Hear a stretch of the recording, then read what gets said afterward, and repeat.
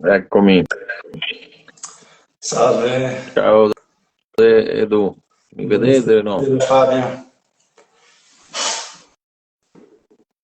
Io, io ti vedo, voi mi vedete in video o no?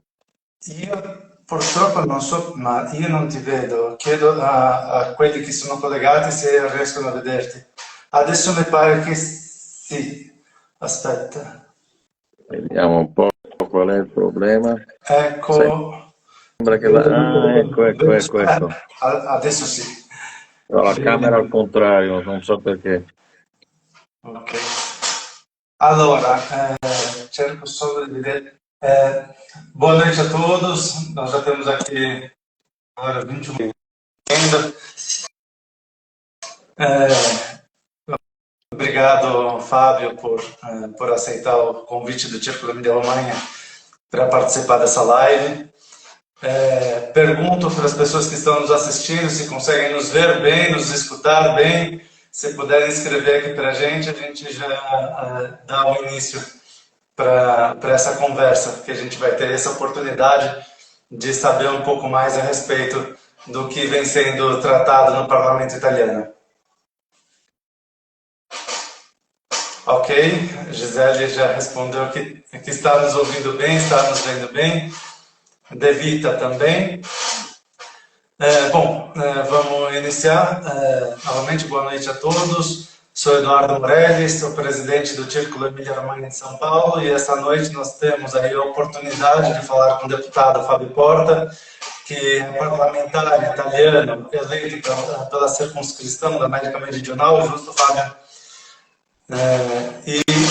Aqui nós trouxemos alguns argumentos que foram levantados pelos associados do Círculo Emília-Romanha e a partir disso a gente viu nessa uma oportunidade de tirar algumas dúvidas com o deputado e, por que não, ampliar essa discussão também para pessoas que possam ter dúvidas a respeito dos temas que a gente vai tratar, que são questões relacionadas à cidadania italiana, sobre a política de emprego e oportunidades de estudo, sobre o que vem sendo aí lançado já faz alguns poucos anos, sobre as moradias, as oportunidades de moradia de custos a €1, sobre o turismo de retorno à Itália, que vem sendo uma política adotada pelo Ministério, se eu não me engano, pelo Ministério degli Affari Esteri, não sei se junto com o Ministério do Turismo, acho que o Fábio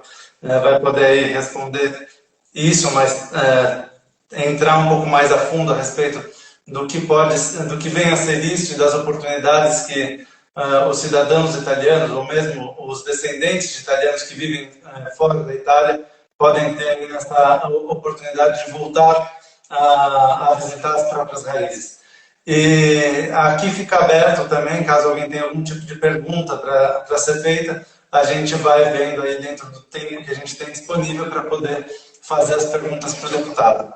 E aí, como o nosso intuito é falar a respeito sobre as atualizações e sobre o que o parlamento italiano vem tratando, também falar um pouco sobre as atualizações, sobre o que o parlamento vem tratando e sobre o cenário político atual. Tá bem? Bom, obrigado, Fábio. É um prazer estar aqui com você.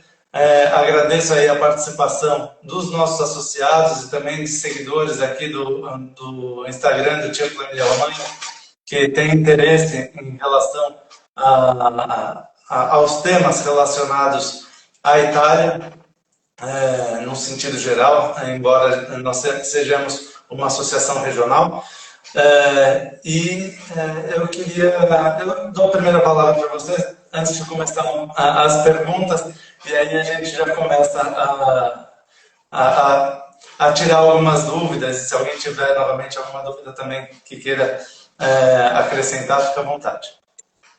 Bom, em primeiro lugar, obrigado Eduardo e parabéns a todo o Círculo da Emília-Romanha de São Paulo, do Brasil, para esta atitude a conversar comigo neste momento como representante no Parlamento da comunidade italiana do Brasil e da América do Sul. O, os assuntos que você citou são vários e cada um deles, na realidade, mereceria uma live de 1 hora no mínimo. Nós temos menos tempo que isso, e então vamos lá, vou tentar brevemente a dar as minhas informações ou as minhas opiniões a respeito de cada tema, se é possível, tentando de receber também as sugestões de que está nos acompanhando. Já vi, Eduardo, comentários a respeito de uma grande preocupação de muitos brasileiros na Itália, italianos no Brasil, que é a conversão da patente de guida entre a Itália e Brasil. Então, vou até iniciar por isso, que foi um tema que você não tocou, porque sei que muitas pessoas estão angustiadas, porque a falta da renovação deste acordo, que já existia, que inclusive foi uma das coisas que eu me empenhei a atuar junto ao governo. Infelizmente, o acordo caducou. Depois de 4 anos, ele não foi renovado. Eu batalhei pela renovação. O acordo foi renovado em julho, quando o presidente da República, Mattarella, esteve aqui na Itália. Infelizmente, as autoridades brasileiras anunciaram que, para o acordo valer, eles precisavam de uma nova votação no Congresso. E eu estou insistindo há vários meses, junto à embaixada brasileira em Roma. Falei até pessoalmente com o presidente do Senado na Itália, com os meus colegas do grupo parlamentar Itália-Brasil, para que fosse colocado urgentemente na pauta do Congresso estas simples votações. Me prometeram que ainda este mês de novembro a pauta seria votada.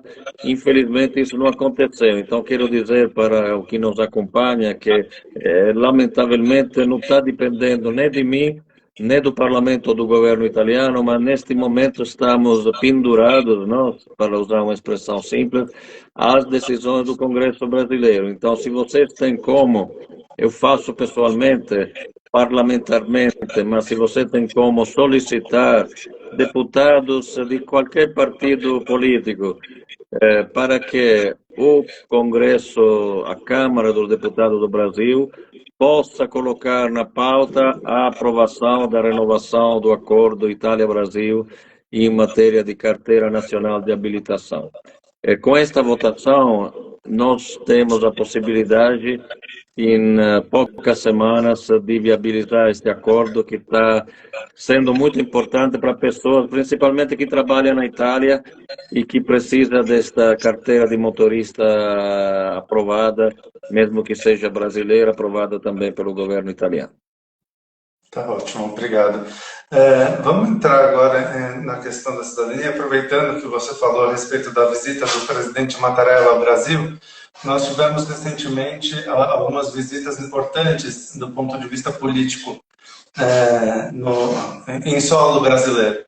Começou pelo presidente Mattarella, seguido pelo vice-primeiro-ministro Tajani, e foi justamente durante a visita do Tajani que surgiram tantas conversas relacionadas à cidadania, principalmente por conta de vertentes que vêm procurando apresentar opções diferentes de leis relacionadas à cidadania, relacionadas ao ius soli, de forma a uma mudança de legislação de ius sanguinis para ius soli, ou mesmo uma redução do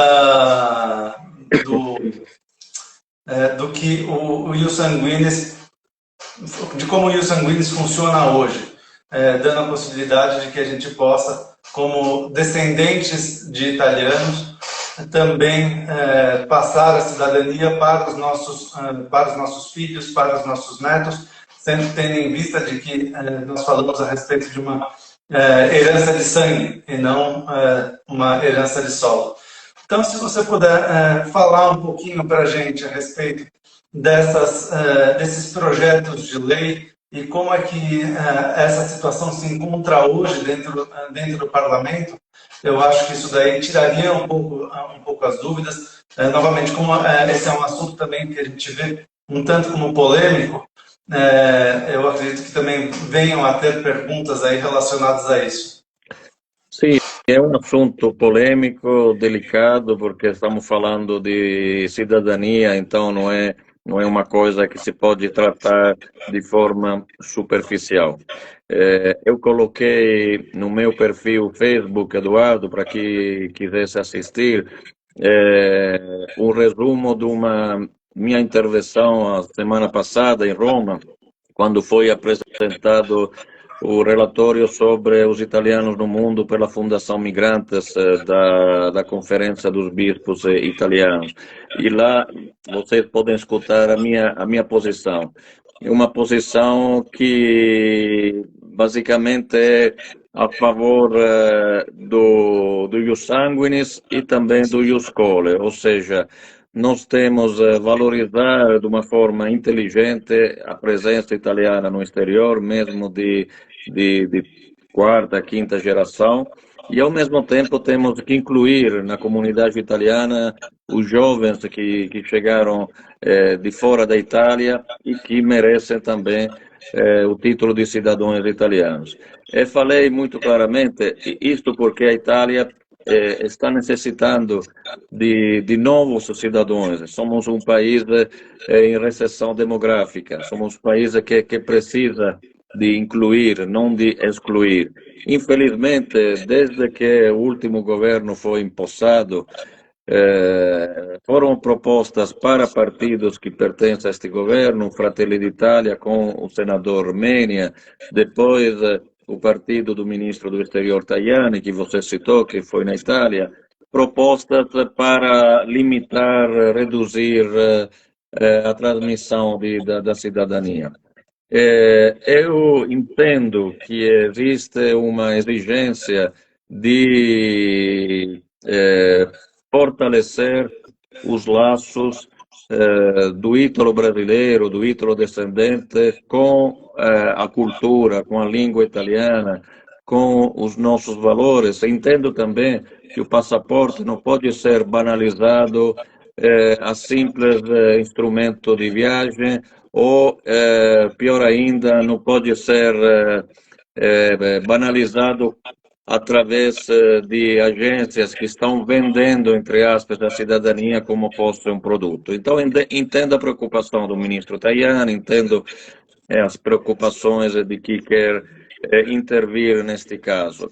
O que eu digo que é errado intervir limitando a transmissão da cidadania ius sanguinis. Como eu falei, não é a quantidade de sangue que determina se a pessoa é italiana ou não é italiana. Nós temos que fazer alguma coisa para que quem vai procurar a cidadania possa, ao mesmo tempo, conhecer a língua italiana, conhecer um pouco da história, da cultura italiana, ter algum elemento básico da Constituição italiana. Para fazer isso, o esforço tem que ser dos dois lados. O Estado italiano tem que colocar ferramentas à disposição dos novos cidadãos, curso de língua, jornais, informações para os italianos, melhorar e ajudar os comitês, as organizações que são de representação dos italianos no exterior. Do outro lado, o cidadão, quando quer adquirir uma cidadania tão importante como aquela italiana, tem que fazer um esforço de aproximação ao nosso país.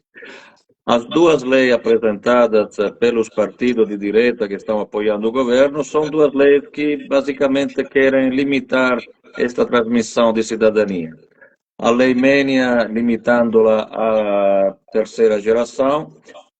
A lei do ministro Tajani, na realidade, ela limita até mais, porque praticamente diz que somente que nasceu na Itália e os filhos de quem nasceu na Itália são italianos, mas escreve que esta lei vai valer somente para aqueles que nasceram depois da aprovação da lei, ou seja, todos aqueles que até a aprovação da lei, nasceram com direito adquirido, continuam tendo este direito. Estas são as duas leis apresentadas. Agora, o que acontece, Eduardo? Estas duas leis foram simplesmente apresentadas, depositadas, não foram votadas nem nas comissões parlamentares, nem no plenário do Senado e da Câmara, porque a lei tem que ser aprovada pelas duas casas. Significa que, no momento, nós não temos nenhuma mudança, nós não temos nenhuma alteração, temos um debate político e temos uma possibilidade de mudança. Não é uma possibilidade assim tão fácil como se fala, porque até os partidos de centro-direita que apoiam o governo têm opiniões distintas a respeito da lei. Eu penso que nos primeiros meses do próximo ano temos que fazer uma discussão mais ampla.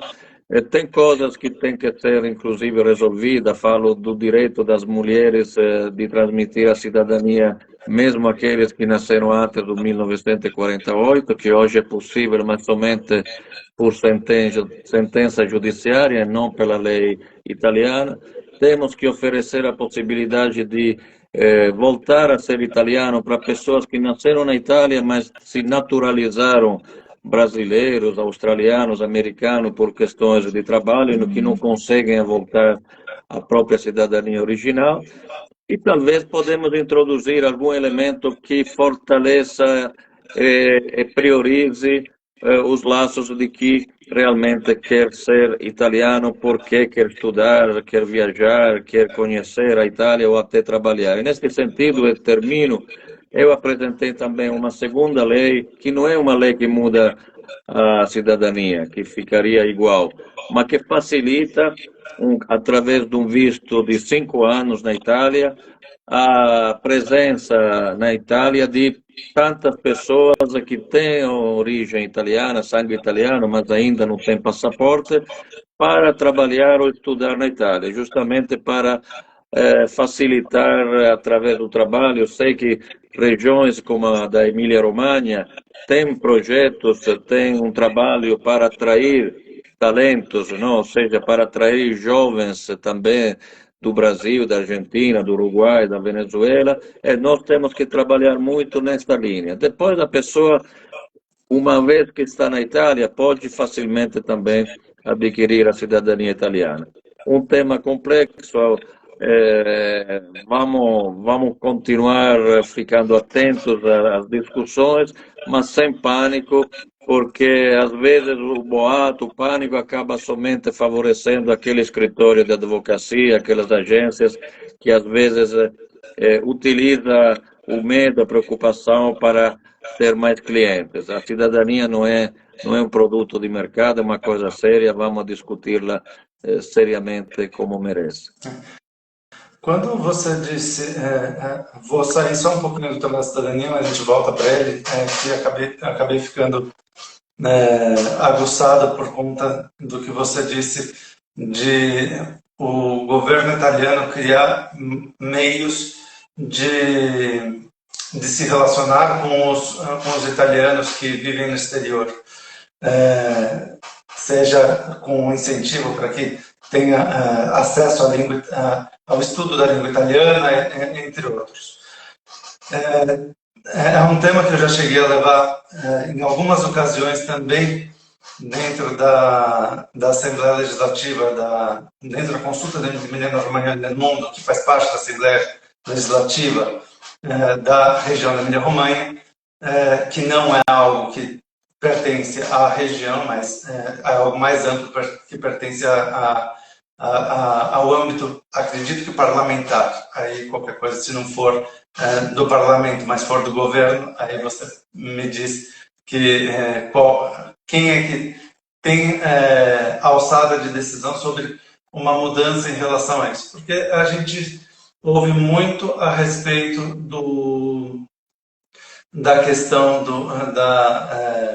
da privacy, de que não pode ser utilizado e-mail, tudo que é feito, normalmente é quando tem eleição que se manda a carta para as pessoas, E aí nós, como cidadãos, muitas vezes a gente fica alheio à informação porque a gente fica na espera somente de informações eleitorais. Quando a gente, hoje em dia, tem tantos meios que são meios que praticamente têm gasto baixíssimo, e a gente poderia ter informações, por exemplo, a respeito da CNH, que foi falado aqui logo no começo, ou mesmo que a gente pode receber informações das mais variadas possíveis, mas a gente ter um contato mais direto da Itália presente aqui. Senão a gente fica, não vou dizer refém, porque eu acho que tem todo o mérito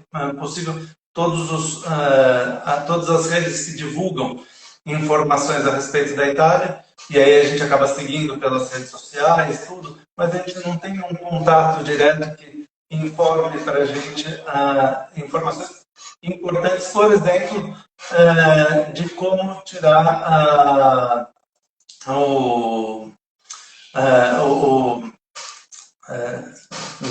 agora me fugiu o nome, mas o CPF italiano, Codice fiscale. Il codice fiscale, que hoje é possível a gente fazer um pedido através do site, me foge também o nome, mas são coisas que a gente são colocadas inclusive como sendo dever, e a gente fica alheio à informação que poderia haver com acesso fácil. Ou mesmo, aí entrando dentro do nosso pequeno núcleo regional, que a gente poderia ter contato, saber quem são, no nosso caso, os emilianos romagnolos, que estão aqui, e que a própria região nos incentiva para que a gente tenham associações ligadas aos imigrados, aos descendentes dos imigrados emilianos romagnolos, e tantas vezes a gente não tem condição de poder ter essa relação com tantas pessoas que estão que têm inclusive a cidadania e que a gente está ali disponível para eles. Então, em relação à utilização de e-mail ou outros meios que possam serem abertos, não somente as redes sociais, como é que é possível ter uma mudança nesse sentido para que a gente tenha informação direta, inclusive incentivos como o turismo de raiz, que a gente vai falar mais para frente, ou a cursos de língua italiana, a cursos para poder estudar em alguma universidade na Itália, ter essa notícia de forma direta. Então, Eduardo, este tema é crucial, porque nós estamos assistindo, de um lado, ao aumento muito grande do número de italianos que vivem no exterior, do número de italianos que é inscrito no AIRE. Para ter uma ideia, em 20 anos, os italianos inscritos no AIRE passaram de 3,5 milhões a 7 milhões, ou seja, dobraram. E a tendência, é claro, é a chegar nos próximos anos a um número ainda maior. Do outro lado, infelizmente, por regras de contabilidade europeia, por necessidade do Estado italiano de cortar gastos, foram reduzidas praticamente as transferências para os consulados. E a rede consular é a nossa estrutura de referência aqui no exterior para qualquer tipo de necessidade do cidadão ou exigência do Estado italiano. Você falou do Codice Fiscale, o SPID, que é uma nossa identidade digital, claramente cidadania, e podemos falar que é outro problema gigantesco do sistema de prenota-me, não? Para agendar passaporte. E qual é a solução? Claramente, eu não tenho a soberbia de dizer eu tenho a solução, mas é claro que quando aumenta o número de cidadãos de um lado e diminui um pouco os recursos para a estrutura, sim, podemos tentar o que a gente faz todo ano. Agora estamos discutindo na lei orçamentária, claro que eu vou batalhar, como sempre fiz, conseguindo algum resultado, graças a Deus, para melhorar, para aumentar recursos, para tentar aumentar o número de funcionários, porque isso também é importante. Mas a verdadeira arma secreta que nós temos, que não é secreta, mas diga a verdadeira arma que nós temos, é a digitalização, é as novas tecnologias que você está citando, que, graças a Deus, estão ocorrendo com a inteligência artificial, principalmente, a um nível muito grande. Então, nós temos que trabalhar porque os consulados, principalmente a rede consular, a pública administração, neste caso da Itália, utilize mais, de forma melhor e maior, esta tecnologia, esta digitalização, para melhorar o atendimento e para melhorar a informação a favor dos italianos que vivem no exterior, que muitas vezes acabam não conhecendo oportunidade de emprego, oportunidade de turismo, oportunidade de investimento. Eu, um ano atrás, fiz um discurso no parlamento denunciando uma carência de informação a respeito de uma lei que já existe, que prevê praticamente um pagamento de imposto muito baixo, 7% por ano, para aqueles aposentados que do exterior se transferem para o sul da Itália.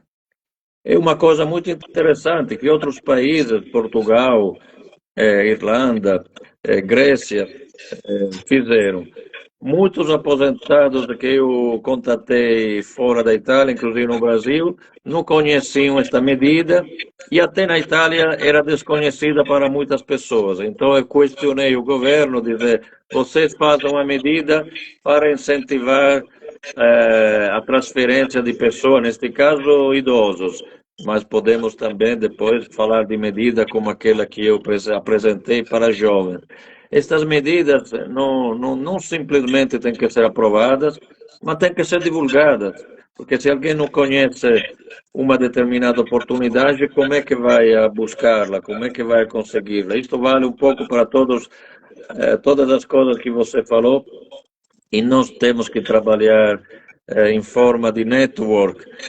Penso que também as associações regionais, a consulta, aquela da Emília-Romanha funciona muito bem, pode nos ajudar nesse sentido, a criar um network mundial para que as informações possam circular de uma forma muito mais fluida, muito mais rápida. Eu, pessoalmente, acho que o e-mail é uma coisa tão... O e-mail já é pessoal e seria uma forma muito simples de poder passar informação. Muitas vezes não como uma troca, mas sim como uma informação sobre o que o interessa, temas que interessam à Itália e que interessam ao cidadão italiano que vive no exterior. Isso daí seria um impulso que poderia ser dado tanto do ponto de vista da relação, que tantas vezes se diz que se perde no meio do caminho, quanto criar oportunidades de negócios para a Itália e de relações que ultrapassam a questão econômica também. Voltando um pouquinho para o ponto da cidadania, muitos descendentes têm dúvidas sobre o processo de reconhecimento da cidadania italiana, mas hoje, quais são os principais desafios enfrentados atualmente nesse processo e como o parlamento está trabalhando para facilitar ou agilizar esses pedidos? Existe algo nesse sentido?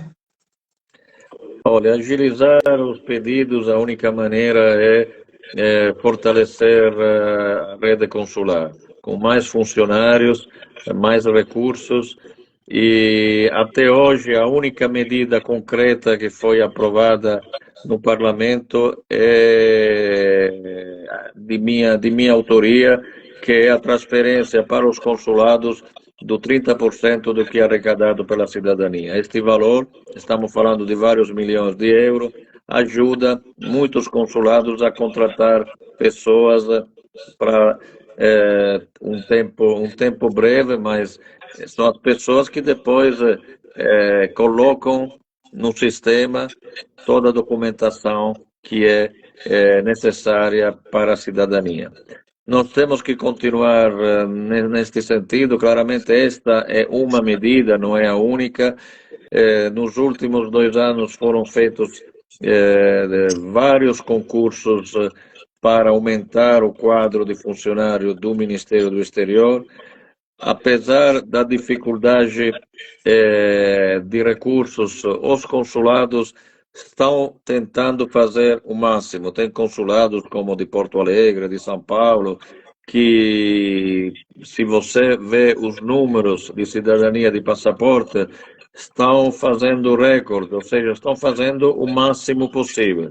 Não significa que não existe uma falta no atendimento, principalmente no agendamento, mas isso é devido também à grande pressão. Nós precisamos de consulados com um número maior de funcionários, nós precisamos de diplomatas que utilizem bem os recursos e talvez precisamos de um número maior de consulados, porque tem países como a Argentina que tem, proporcionalmente ao Brasil, ou a Suíça, por exemplo, um número bem maior de consulados, que significa poder diminuir a pressão nos grandes consulados e distribuí-la. Na Grande Buenos Aires existem 3 consulados que fazem cidadania. Na Grande São Paulo tem só um, para fazer somente um exemplo. Nós estamos trabalhando, e também foram propostas que eu já fiz ao longo dos anos, por exemplo, para que Vitória e Florianópolis sejam consulados com a possibilidade de emitir passaporte e cidadania. Já Vitória está num bom estado na direção de ser um consulado independente. Florianópolis está caminhando na mesma maneira. Não existem receitas milagrosas, mas esta é a única maneira de melhorar as coisas. Do outro lado, no parlamento tem que trabalhar de forma oposta, limitando a cidadania, mas não é o sistema melhor, repito, porque limitar significa cortar uma relação histórica e também perder a oportunidade de ter muitos jovens italianos nascidos no exterior que poderiam se somar aos nossos jovens para que a Itália, diferentemente do que fala a estatística, não seja um país destinado a morrer. Tá ótimo. Nós tivemos algumas perguntas aqui, muitas delas relacionadas à questão, algumas a questões particulares. O Diego pergunta por que você fala a respeito de consulado, mas talvez ele tenha chegado um pouco depois. A gente está falando a respeito de cidadania e quem trata da questão da cidadania por via administrativa, justo, são os consulados.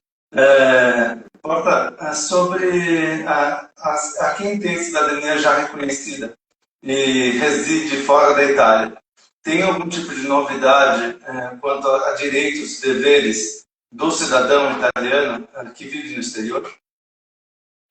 Não, na realidade, novidades não temos. Se está trabalhando no parlamento para que, por exemplo, o cidadão italiano que vive no exterior possa ter um atendimento completo na área da saúde, não? Aquela que nós chamamos de assistência sanitária.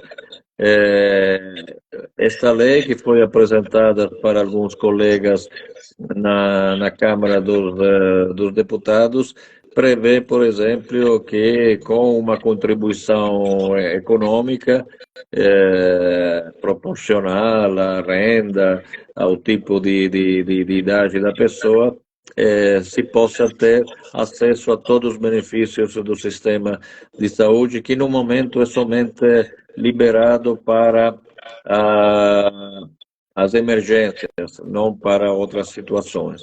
Uma outra lei que está tramitando, que pode ajudar também os italianos no exterior, inclusive nesta lei orçamentária, estamos apresentando uma emenda, é uma outra coisa simples. Acima de 70 anos, o passaporte poderia ser permanente.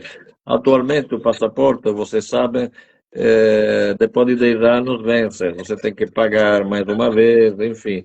E para uma pessoa de idade, uma pessoa que já tem uma certa idade, é um absurdo, não, ter que voltar para o consulado, pagar novamente. Então, a ideia, por exemplo, é simplificar a vida dessas pessoas fazendo um pagamento uma vez só, sem renovação depois desta idade.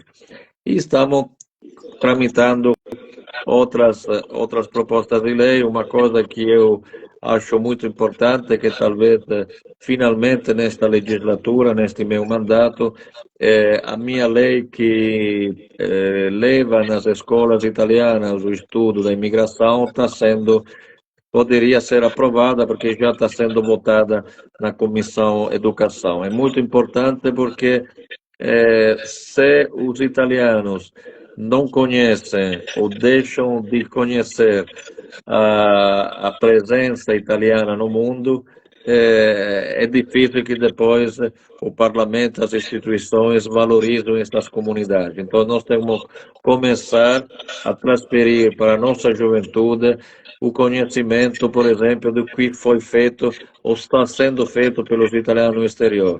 Muitos na Itália, faço um exemplo, não sabem que o Brasil participou da Segunda Guerra Mundial com 30 mil soldados, ajudando a libertação do nazifascismo da Itália. Essa é uma página importantíssima da história.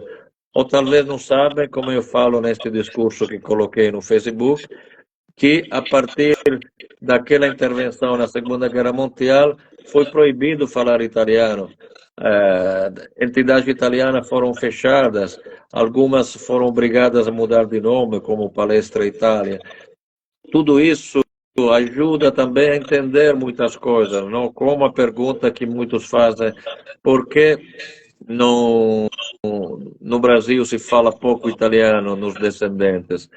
Eu explico, uma das razões é essa, teve um momento que foi até proibido falar italiano, então a falta de conhecimento leva também a atitudes erradas, a decisões erradas.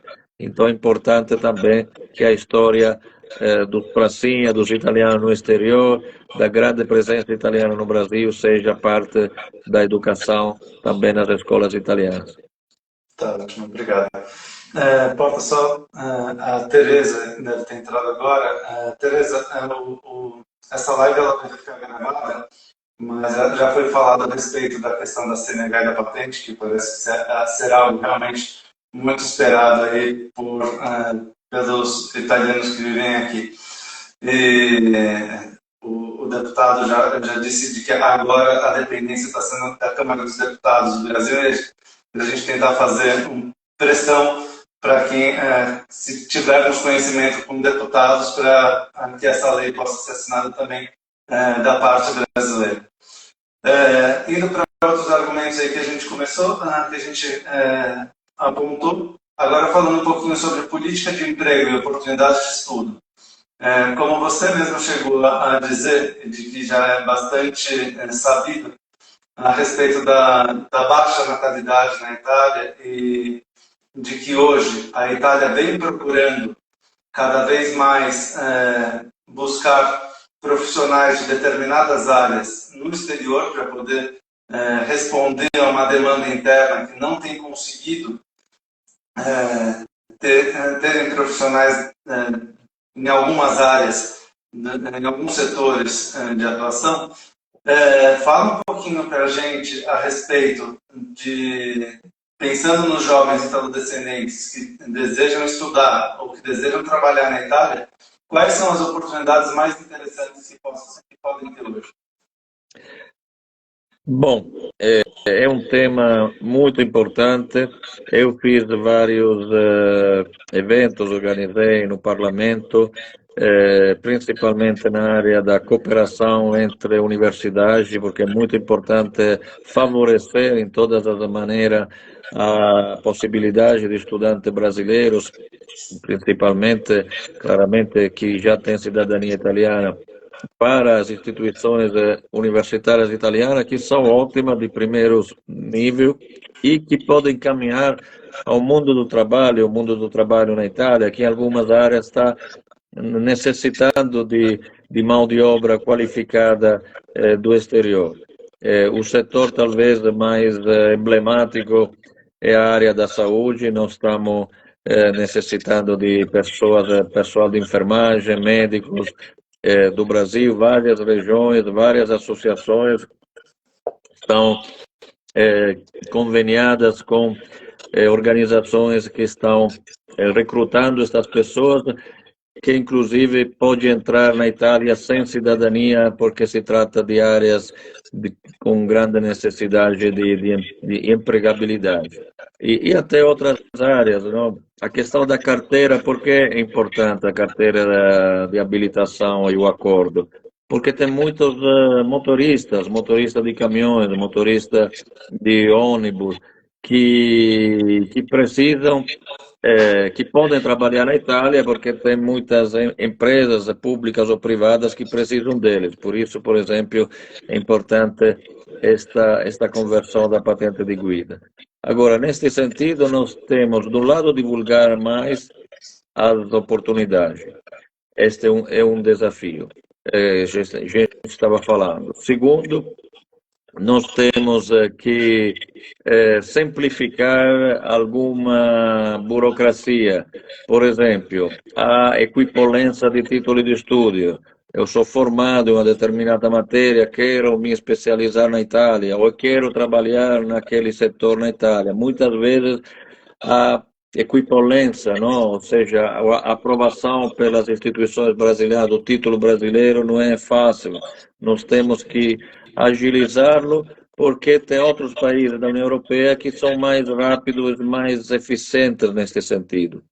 E terceira coisa, o que já falei, nós temos que propor oportunidade também, uma normativa específica, uma lei específica, o que eu estou fazendo com apoio de várias entidades para favorecer esta possibilidade de estudantes, trabalhadores, vir para a Itália, ou pessoas que querem investir, ou simplesmente comprar uma casa num território ou do sul, ou das áreas menos importantes, como as grandes cidades, porque o interior da Toscana, da Emília-Romanha, da Calábria, da Sicília, do Vêneto, tem oportunidade e tem até necessidade de ripopolar questi piccoli centri. Mas para tudo isso precisa um trabalho que eu estou tentando fazer, claramente nas minhas atribuições, e que pode levar em poucos anos a aumentar muito o número de ítalo-brasileiros que vê a Itália como um país de oportunidade, não somente de turismo. Você comentou a respeito de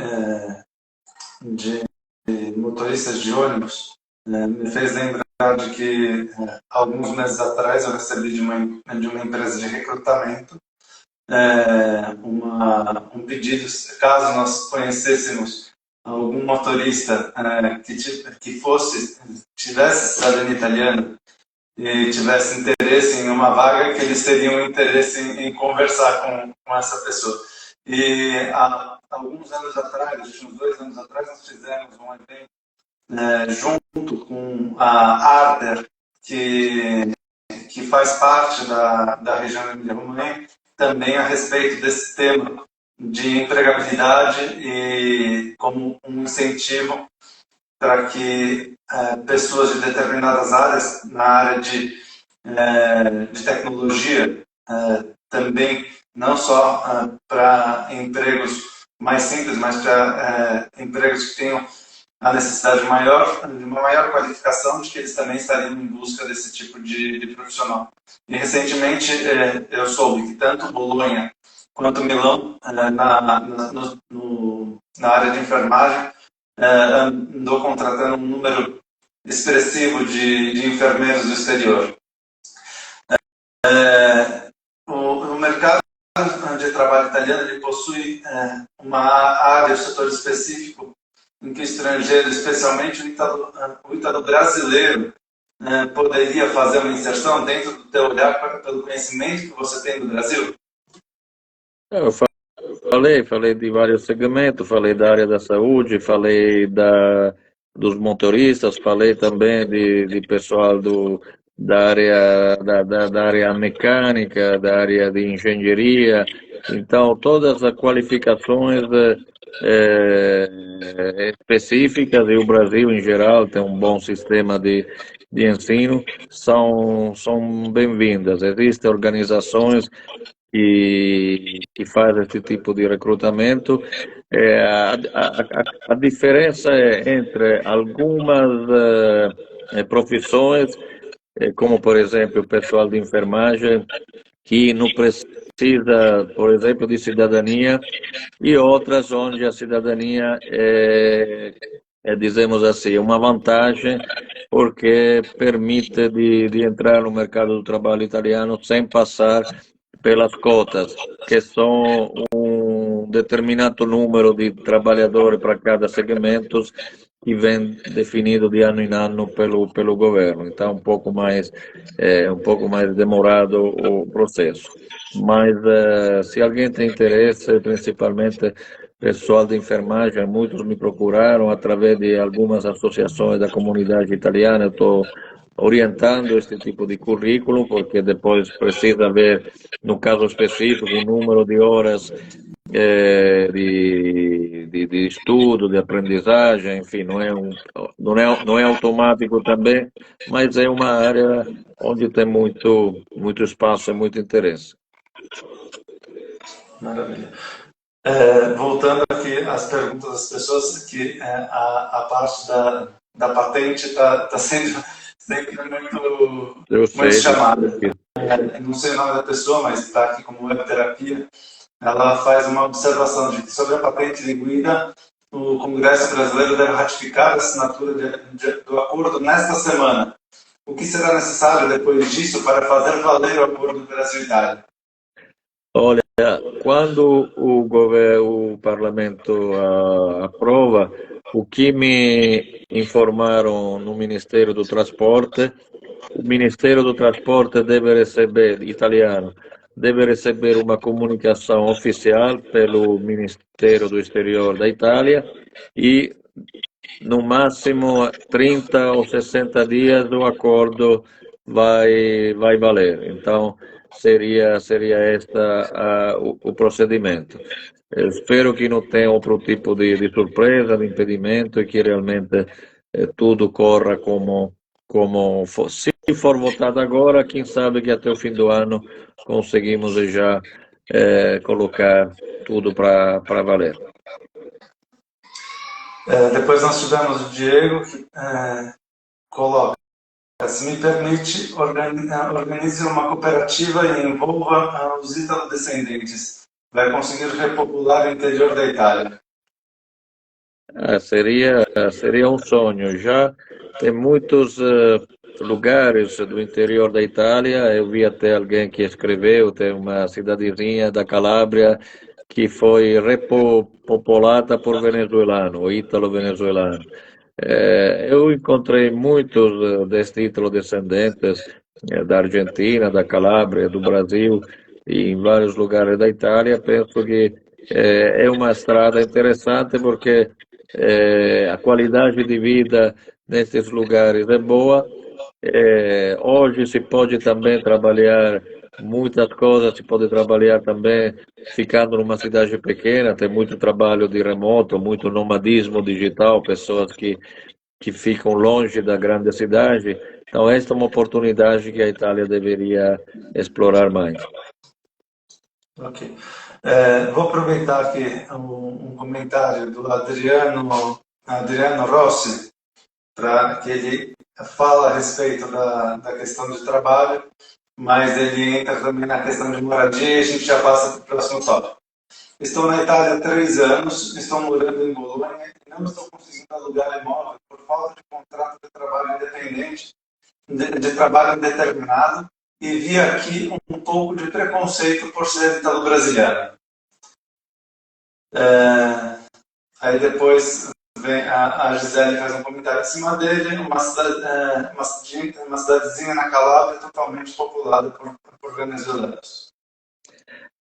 Não, o problema da moradia é um problema muito sério, principalmente na grande cidade. Por isso eu estava falando que morar num pequeno vilarejo do interior é mais fácil. Encontra lugares, até temos casas vazias. Se você vai para Bolonha, ou para Milão, ou Roma, é difícil encontrar lugar, é muito caro. Isto por via de várias coisas, turismo que está explodindo na Itália, então todo mundo colocou casas como bed and breakfast, Airbnb. Você que é do círculo Emília-Romagna, Bologna, para ter uma ideia, é uma cidade de 400 mil pessoas, me parece, ou menos, talvez um pouco menos, mas tem 80 mil estudantes na universidade. Não, minha filha, inclusive, é uma destas. E estudantes que a maioria vem de fora de Bolonha. Então procura casas. E é complicado encontrar uma casa, se encontra a preços. Então isso é um problema. Agora, o preconceito, infelizmente, também é parte de uma cultura, não digo de uma cultura italiana, porque nós não somos um povo preconceituoso, mas infelizmente existe no mundo, diria, uma cultura de xenofobia, de um certo racismo escondido, camuflado, que está voltando, não? Então, mas graças a Deus a Emília-Romagna não é um povo acolhedor, vocês sabem. No caso, se existe algum problema, esse amigo pode nos contatar para informar até as autoridades que são muito sensíveis a esse tipo de problema. Já vamos passar para o tema da moradia. O Sidney Prado, que é um amigo nosso, participa das atividades do Tipo Emília-Romagna, ele pergunta a respeito do serviço militar, se o ítalo-brasileiro pode entrar nas Forças Armadas na Itália.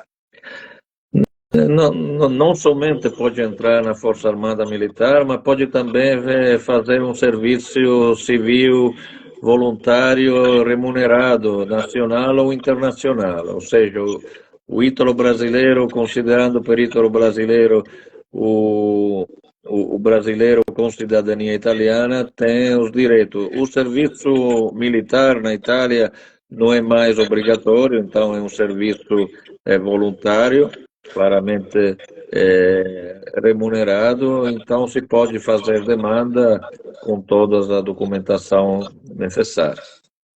Ótimo. Então agora vamos entrar em outro tema aí que interessa a muitos, que é falar a respeito de moradia na Itália, incluindo as casas de €1, que foram tão faladas em jornais, revistas, TV. As casas de €1, elas são uma oportunidade que chamou bastante a atenção dos brasileiros de vários lugares no mundo. Como está em andamento esse programa e quais são os principais requisitos e desafios para quem deseja aproveitar essa oportunidade?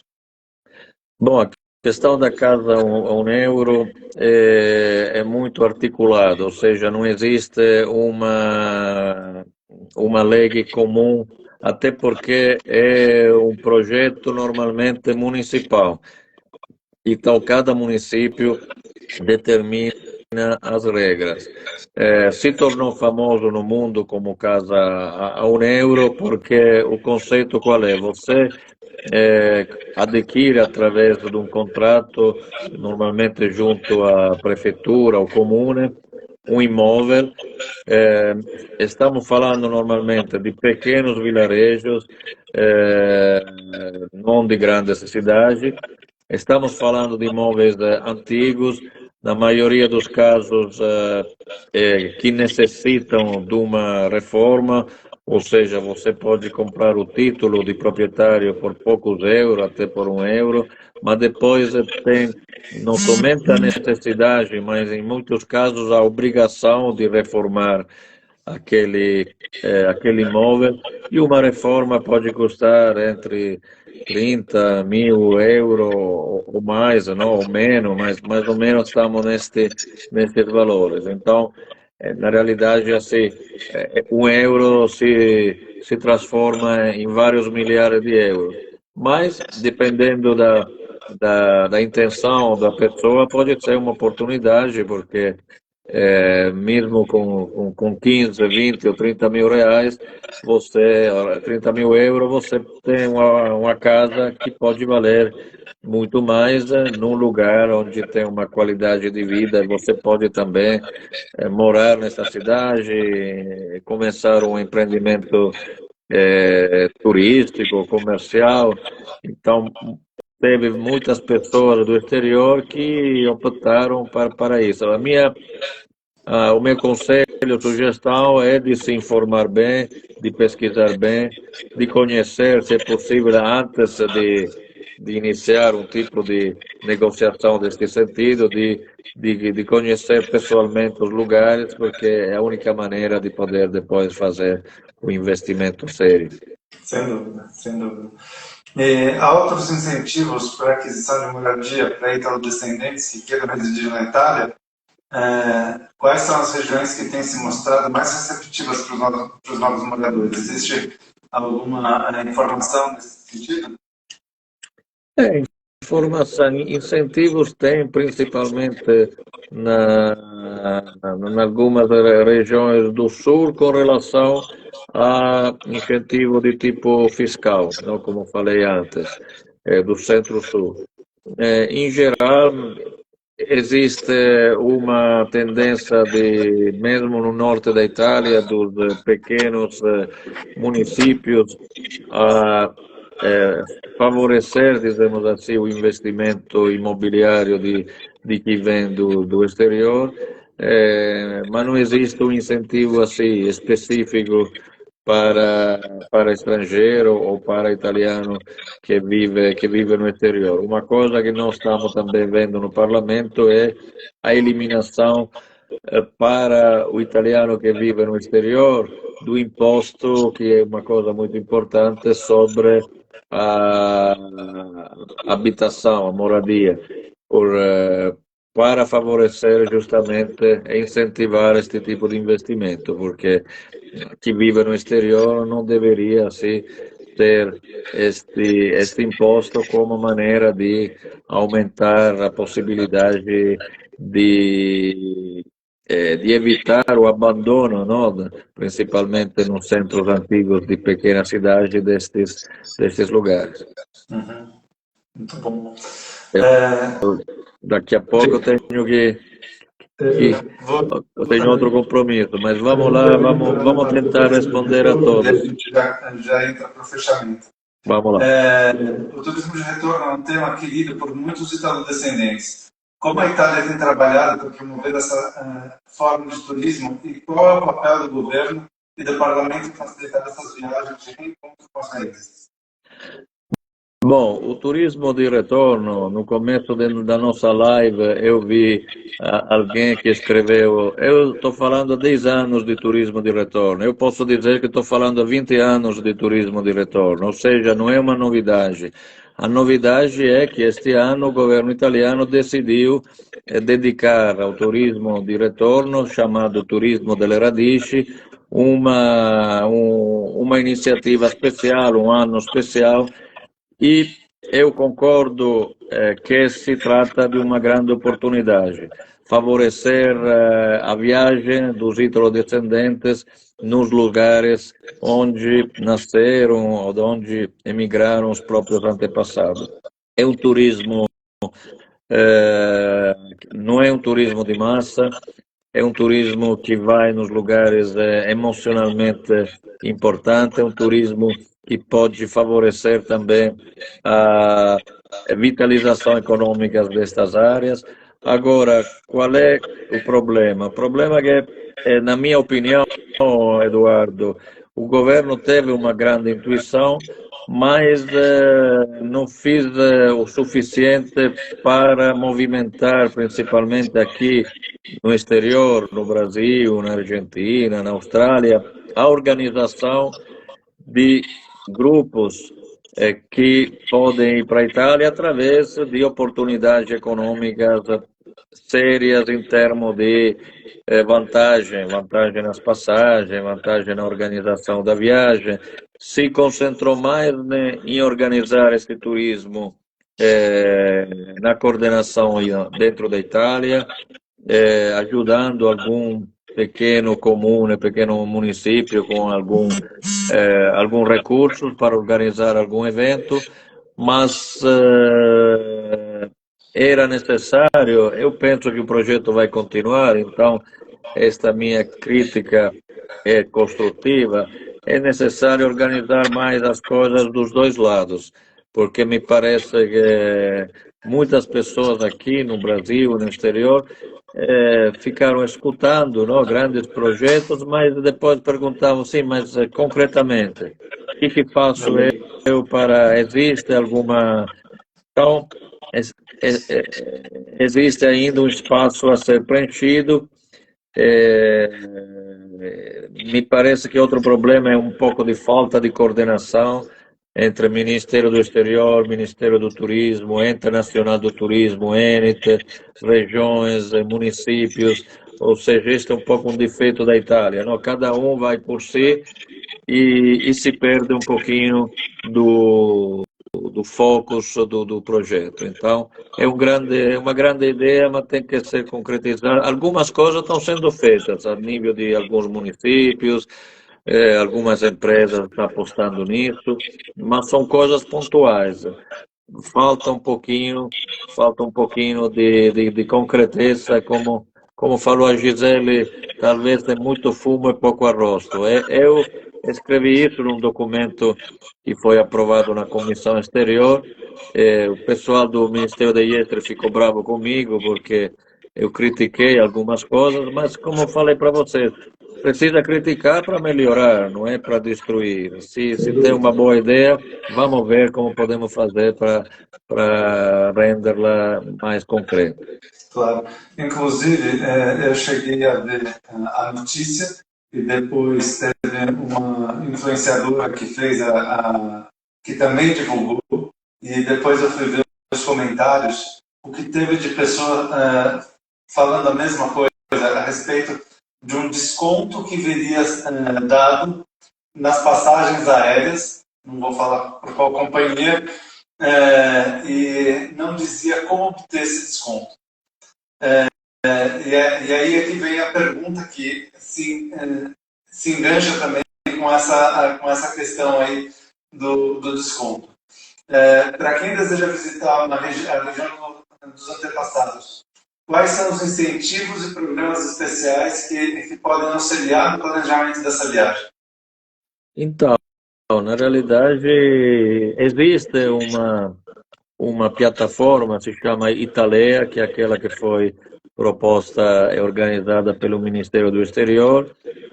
Em tese, existe algum incentivo, algum desconto, mas a minha opinião é que são descontos que na realidade você encontra já no mercado, não é uma coisa a mais que nós necessitamos. Precisaria um desconto especial para o italiano inscrito no AIRE, por exemplo, 50% numa passagem aérea, alguma coisa que talvez você pode ligar esse desconto a um grupo para a companhia aérea ter também o interesse, não, em fazer um desconto, mas temos que ser um pouquinho mais managerial, mais empresariais, não, nesse tipo de coisa. Me parece que o governo ficou um pouquinho muito na proclamação de um projeto, mas pouco na concretização.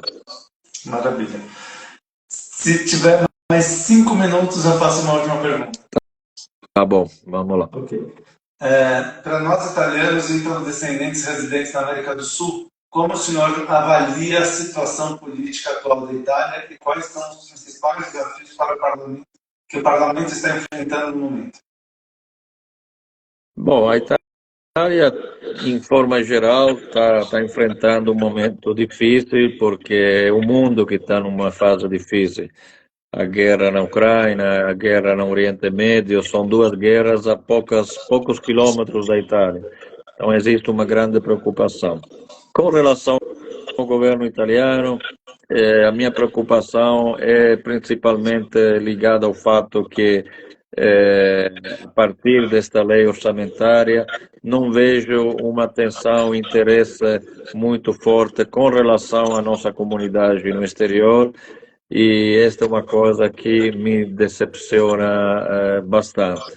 Então, eu espero que o governo possa mudar esta atitude, não até agora negativa. Falamos do projeto de cidadania, mas podemos fazer de corte de recursos, também de alguma outra matéria, em matéria de aposentadoria ou de desemprego do italiano que vive no exterior, que foram penalizadas com esta lei orçamentária.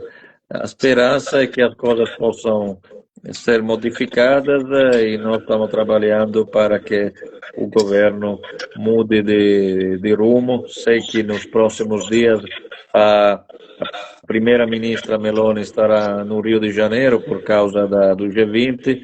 Me parece que não terá um encontro em São Paulo com a comunidade. Ela vai preferiu ir para Buenos Aires, na Argentina, encontrar a comunidade italiana de lá. Teria sido interessante fazer para ela algumas perguntas também de por que o partido dela, por exemplo, apresentou esta proposta tão rígida contra a cidadania e os sanguíneos. Maravilha.